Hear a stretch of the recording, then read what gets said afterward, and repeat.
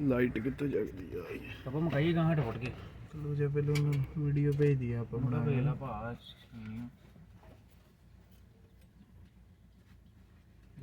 ਭਾਜੀ ਤੁਹਾਡੇ 3 ਨੰਬਰ ਤੇ 4 ਨੰਬਰ ਹੈਡ ਆ ਸਿਲੰਡਰ ਇਨਟੇਕ ਮੈਨੀਫੋਲਡ ਖੋਲਿਆ ਜੇ ਆ ਦੇਖੋ ਆ 1 ਨੰਬਰ ਤੇ ਬਿਲਕੁਲ ਸੈੱਟ ਆ 2 3 ਤੇ 4 ਨੰਬਰ ਆ ਤੁਹਾਡੇ ਵਾਲ ਵੂਲ ਜਿਹੜੇ ਇੱਧਰੋਂ ਬੈਕ ਮਾਰਨ ਡਿਆ ਪਏ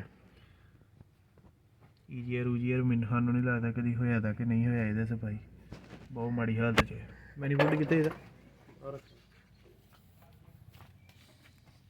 ਆ ਇਹਦਾ ਮੈਨੀਫੋਲਡ ਵੇਖ ਲੈਂਦੇ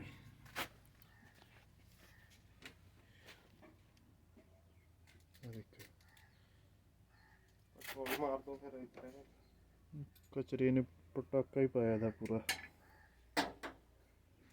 ਪੈਟਰੋਲ ਮਾਰ ਕੇ